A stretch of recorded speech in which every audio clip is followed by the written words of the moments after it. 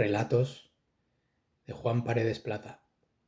La sombra de Augusta, fabricando al carnicero de Plainfield. Hay lugares en el mapa que parecen inmunes al tiempo, pequeñas comunidades rurales donde la vida transcurre con una calma impredecible, dictada por las estaciones. Plainfield, Wisconsin, era uno de esos lugares, un punto en el corazón de América donde nunca pasaba nada, hasta que pasó.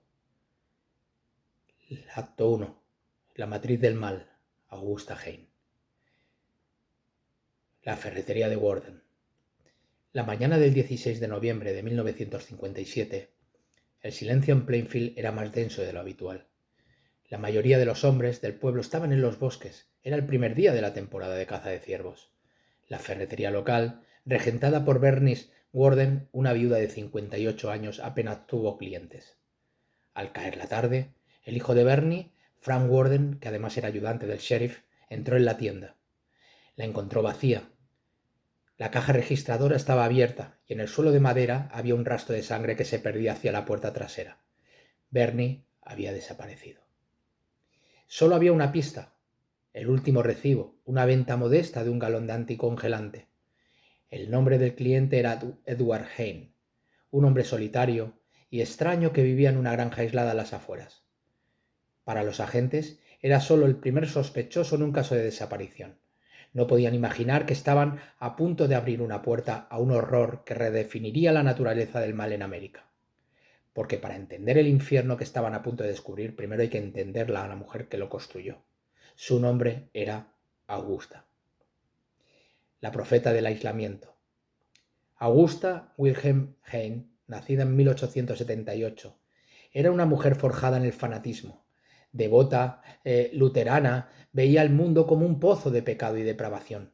Su ideología se sostenía sobre dos pilares: un odio profundo hacia los hombres, a quienes consideraba débiles y corruptos, y una creencia inquebrantable en que todas las mujeres, excepto ella misma, eran promiscuas e instrumentos del diablo. Era, en palabras de quienes la conocieron, la cabeza indiscutible de su familia, una matriarca dominante y tiránica. Augusta predicaba constantemente a sus dos hijos, Henry y el pequeño Ed. Les leía pasajes de Antiguo Testamento, historias de muerte, castigo divino y aniquilación. Les advertía sobre los peligros del mundo exterior, un lugar lleno de tentaciones y mujeres pecadoras.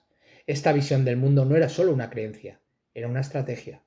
En 1915, Augusta convenció a su pasivo y alcohólico marido de vender sus negocios y comprar una granja de 195 acres en las afueras de Plainfield. El objetivo era explícito: el aislamiento total. La granja sin electricidad, ni agua corriente, no era un hogar. Era una fortaleza diseñada para mantener el mundo fuera y a sus hijos bajo su control absoluto. Augusta no buscaba proteger a su familia, estaba construyendo un laboratorio, un ecosistema cerrado donde su palabra sería la única ley y su ideología la única verdad. La granja de Plainfield no era un refugio, era una prisión psicológica. La sombra de un hermano. Dentro de esta prisión, los dos hermanos crecieron de forma muy diferente. Ed, el menor, era tímido, socialmente torpe y completamente devoto a su madre. Augusta fomentaba esta dependencia, castigándolo severamente cada vez que intentaba hacer amigos en la escuela. Henry, el mayor, era diferente. Con el tiempo empezó a ver las grietas en el dogma de su madre.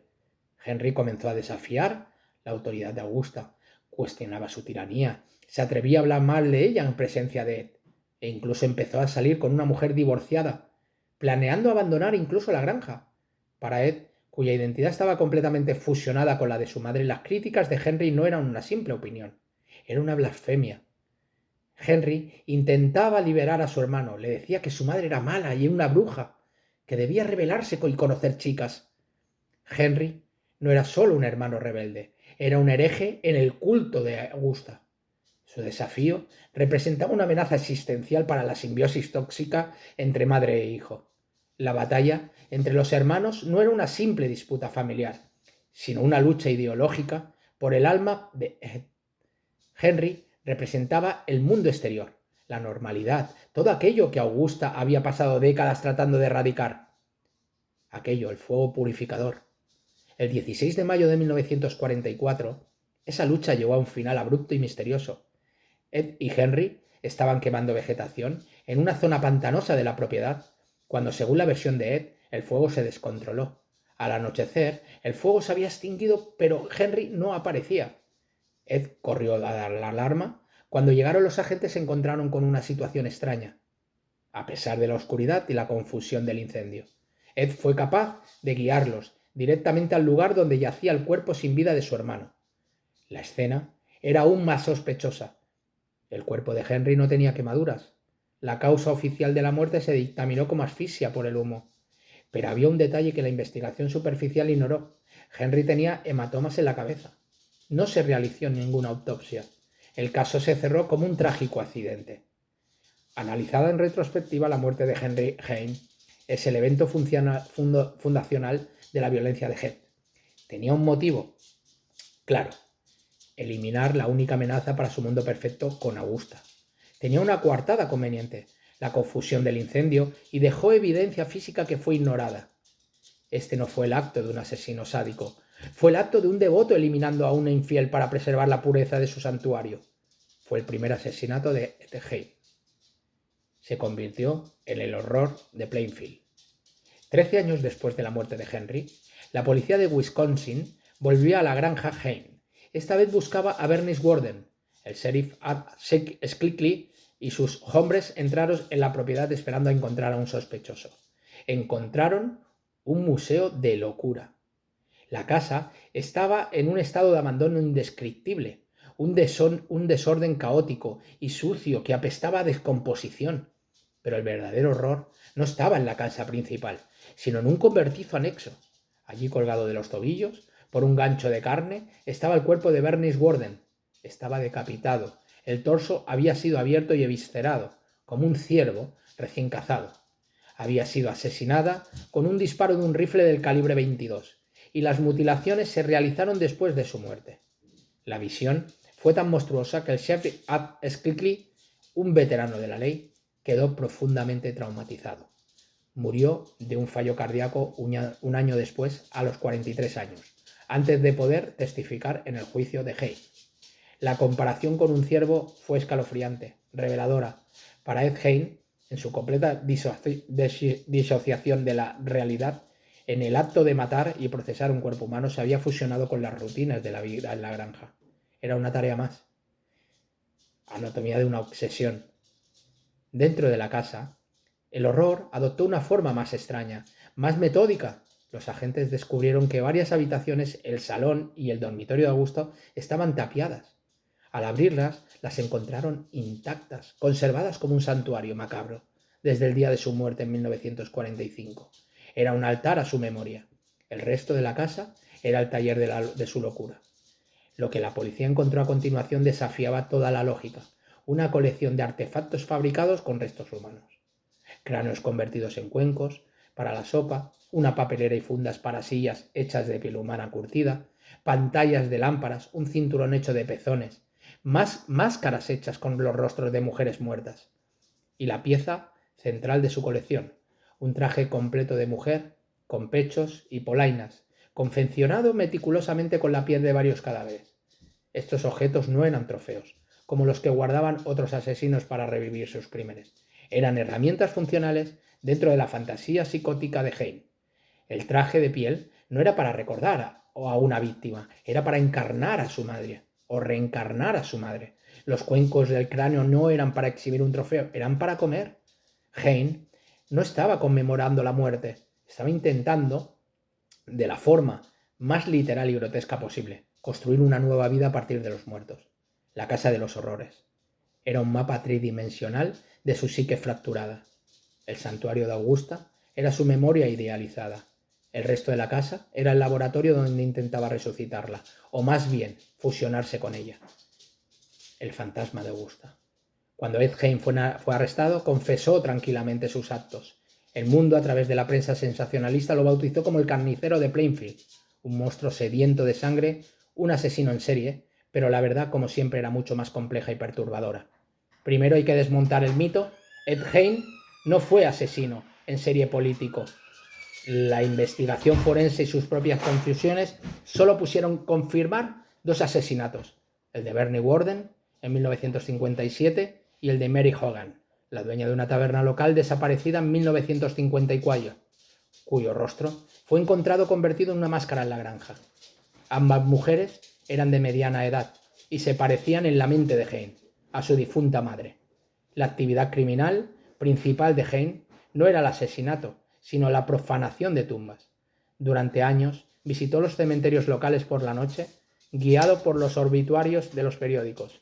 Exhumó al menos 9 cadáveres de mujeres de mediana edad recién fallecidas. Esta distinción es crucial. Un asesino en serie suele matar por una compulsión sádica, por poder o por placer. Hein mataba de forma utilitaria.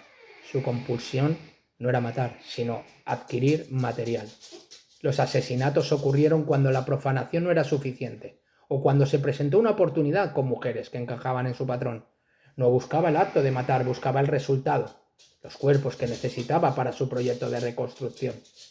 El vientre de la madre. El catalizador final de esta locura fue la muerte de Augusta, en diciembre de 1945 por un derrame cerebral. Él quedó devastado. La describió como su única amiga y amor verdadero. El mundo exterior del que Augusta la había protegido con tanto celo se volvió insoportable y en ese vacío la presencia de su madre no desapareció, se transformó. Sin la Augusta real para controlarlo, Hein internalizó su voz. En sus delirios afirmaba que ella le hablaba desde la tumba, dándole orden. Esta madre fantasmática se volvió aún más sádica y posesiva que la real, empujándolo a sus actos más oscuros. Su fascinación por la anatomía, sus lecturas sobre los experimentos médicos nazis de Ilse Koch o sobre las tribus que encogían cabezas no era una simple curiosidad morbosa, era su particular forma de investigación. Estaba aprendiendo las técnicas que necesitaba para su proyecto. Desarrollar, desollar, curtir, preservar. Quería literalmente meterse en la piel de una mujer para volver a sentir la presencia de su madre, para convertirse en ella. La historia de Hein es una tragedia edípica llevada a su conclusión más literal. Augusta lo crió en un vacío donde ella era el único objeto de amor y el único árbitro de la moral. Al morir, no solo lo dejó solo, le arrebató su propia identidad. Sus crímenes no fueron actos de agresión contra las mujeres, fueron un ritual desesperado y psicótico para negar la muerte, para resucitar a su creadora, y dentro de sí mismo, el monstruo no nació la noche que mató a Benny Worden, fue fabricado, pieza por pieza, durante décadas, en la granja aislada de Plainfield. Augusta Hein fue la arquitecta, Ed su obra maestra. La sombra que perdura en el legado de Hein. La verdad del caso Hein era demasiado extraña, demasiado psicológica para un consumo masivo, pero los artistas, por los cineastas y los escritores vieron más allá del carnicero, vieron la anatomía de un horror completamente nuevo. La psicosis de Hein era tan única y multifacética que su historia se convirtió en la piedra de Rosetta del monstruo moderno, dando origen a 3 arquetipos distintos del cine de terror. Su relación edípica y su identidad fracturada dieron vida a Norman Bates en Psicosis.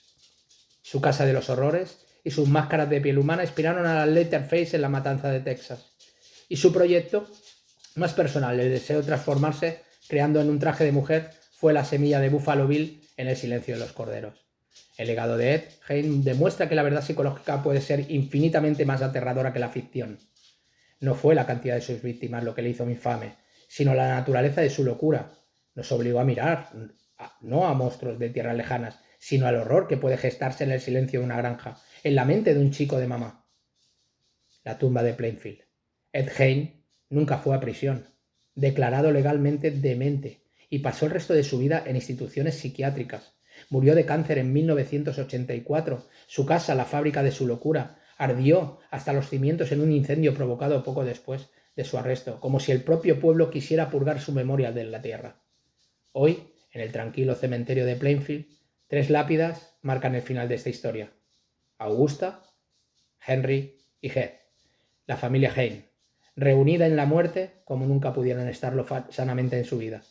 Su historia no es un cuento de terror sobre un mal inexplicable, es una crónica sombría de un mal cultivado, Una advertencia sobre cómo el aislamiento, el fanatismo y una devoción retorcida pueden ser la receta perfecta para fabricar un infierno en la tierra y para demostrar que los monstruos más aterradores a veces son los que se crean en casa.